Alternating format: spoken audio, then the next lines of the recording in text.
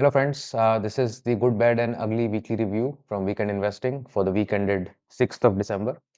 We do this weekly, covering the market moves, the content about what we delivered on our app and in our blogs, how the major sectors moved, how the individual stocks have moved in terms of top gainers, losers, etc. Such several statistics on that.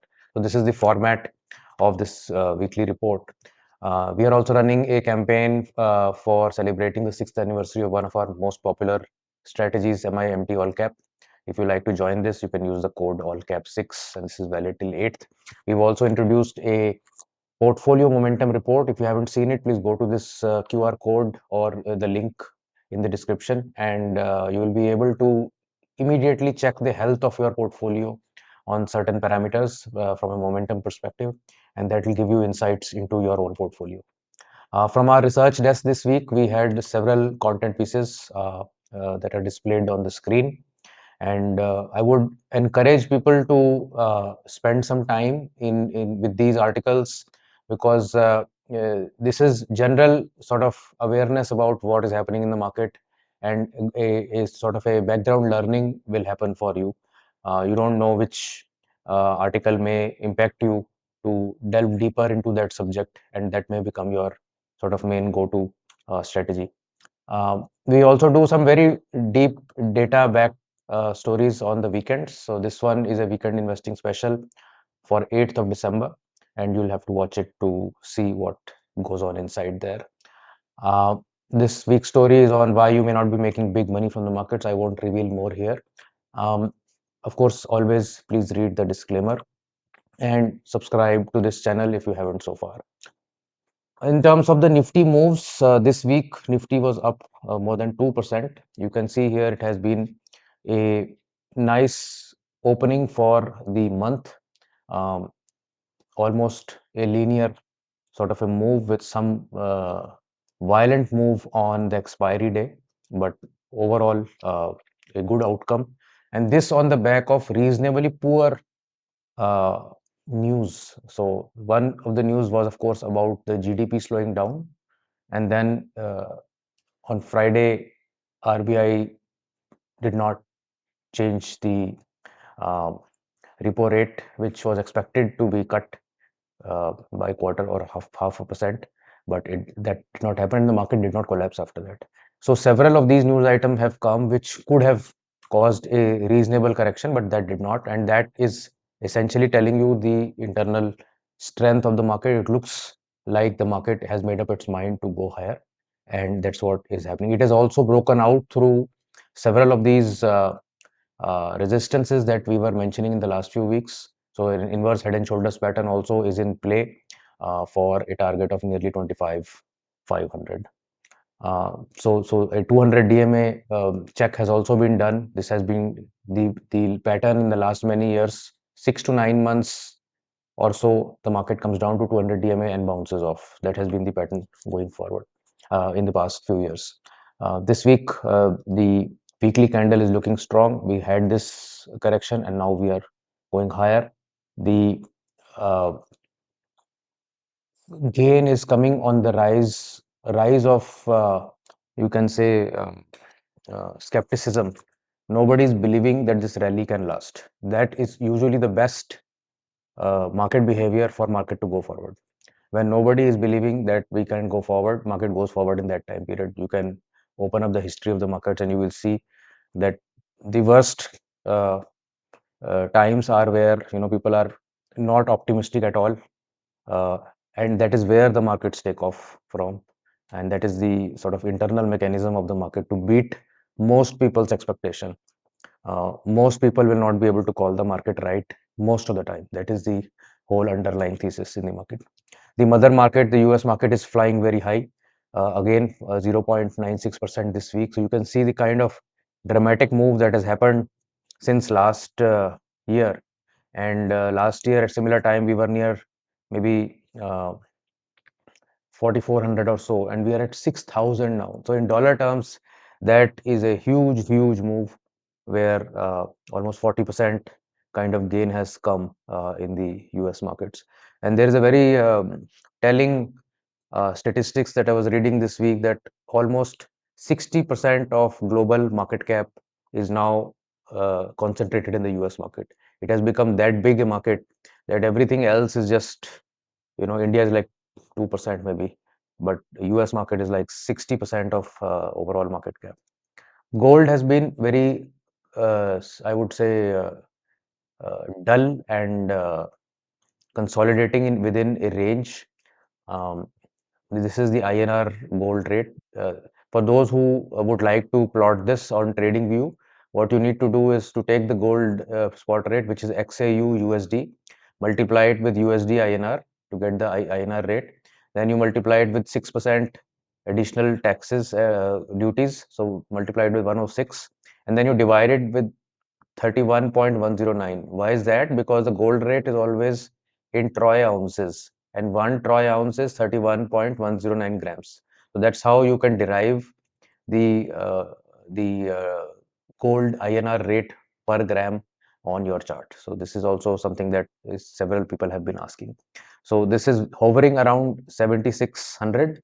It had reached a high of 8,000 near Diwali, and it's consolidating here. Let's see where this goes. Central banks have continued to buy gold. Indian Reserve Bank also has bought some 23 tons very recently. That was the news report yesterday. The dollar index is the sort of signal that everybody is watching. If dollar index keeps getting stronger, emerging markets, precious metals, the flows move out, and if the dollar index comes down, basically, whenever what is the dollar index? Dollar index is a measure of the dollar versus the top six currencies. So euro, yen, uh, and you have Swiss franc, and then you have Chinese yuan, and two more, sterling, pound.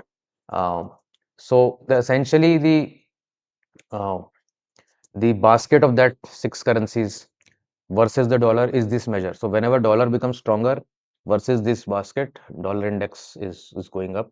What it does is it pulls dollars into the US denominated assets or US dollar assets. So money moves out of other assets into dollar assets, and that causes slump in those non-USD assets, and vice versa as well. And this is also of course dependent upon the currencies as they are changing and the yields between different currencies. So if INR has fantastic yield and the yield difference is large enough that the currency depreciation is taken care of there, then you will find money coming into the INR uh, assets also. So a lot of the liquidity flows is dependent upon these metrics, which we usually don't follow. And very recently, the FII outflow that we have seen in the markets, that is also somewhat attributable not just to these pulls and pressures, but also certain regulations. So certain KYC and uh, SEBI regulations have forced certain foreign entities to liquidate certain parts of their funds, and that could also be a reason for the major uh, sell-off there. The benchmark indices, Nifty small caps did the best at 3.7% this week. Mid caps were also right there, 3.6%. Nifty next 50, 3.2%. Nifty 500 was 2.76, and Nifty 50 did 2.27%. So in the last 1 year, if we see, Nifty next 50 has really outperformed very well at 44.6.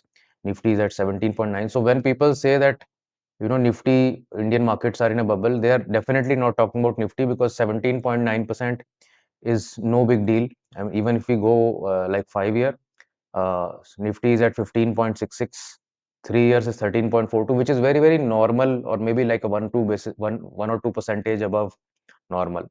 So, I mean, bubble territory is something where you'll go like 30-40% for several years together, just like what S&P has done in the last few years.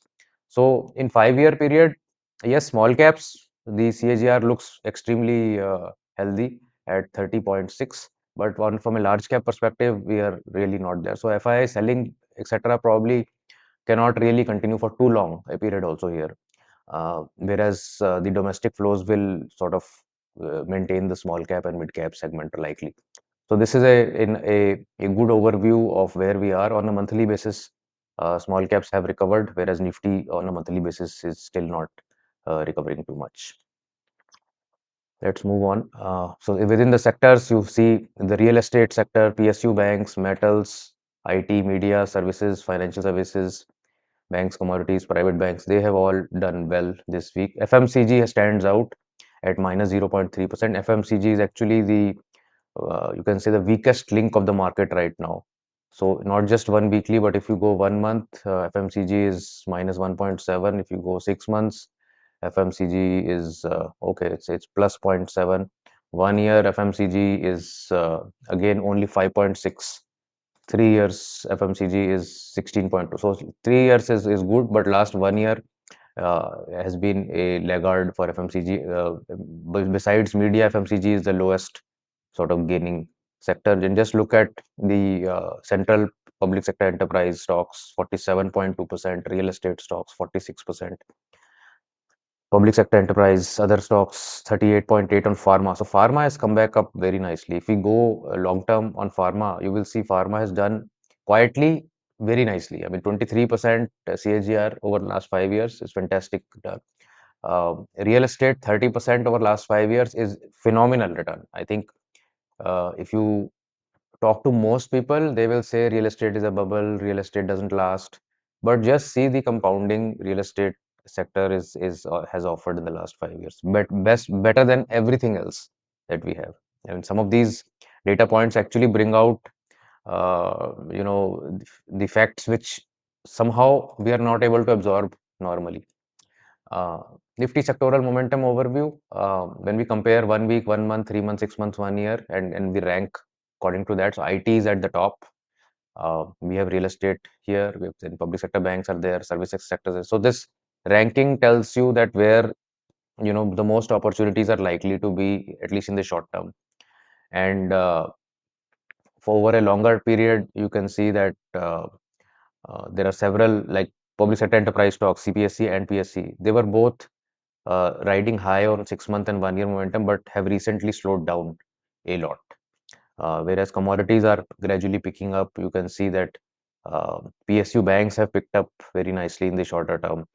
Uh, so there are several sectoral changes that were continuously happening, and you can see FMCG has been a laggard all through, all across all periodicities. So this uh, tells you that sectors will keep sort of moving in some sort of rotation, and your strategy should be able to catch on to the next sectors, because the same sectors will not keep performing all the time. In terms of FI and DI stats, it's healthy to see a good buying. 3 days of from FI is one a day of virtually nil selling, and yesterday, of course, there was 1800 crores of selling. DIIs have been contra to this, so the 3 days FIIs bought, DIIs were selling. Overall, I think not such a bad situation at all. In terms of the trend check, let me see if this will load quickly.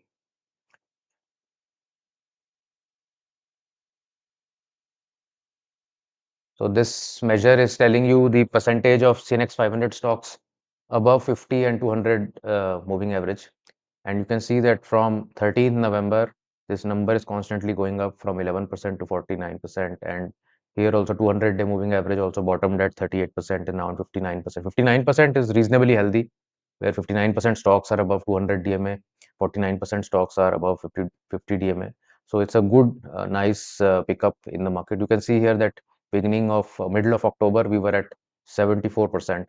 So still more way to go for other stocks to also come out of that trough, but a nice move there. The strongest stocks of CNX 500 and the weakest stocks of CNX 500 this week. So you can see several names: HEG, Maharashtra Seamless, Swan Energy, IGL, Finolex Cables, BSC, KEC, CDSL, Newgen, and Godavari Power did very well between 13.9 and 26.6% gains.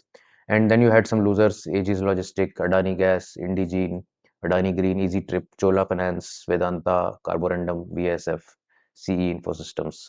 They lost between 6 and 10%. So you will gradually find that the stocks in momentum portfolios will be some of these, and if you had some of these will be exiting. So it's a very automatic way of losers getting out of your portfolios and winners coming in or getting retained in the portfolios. So that's all I have for this week. I hope you'll have a great weekend, and I'll see you next week. Thanks. Bye.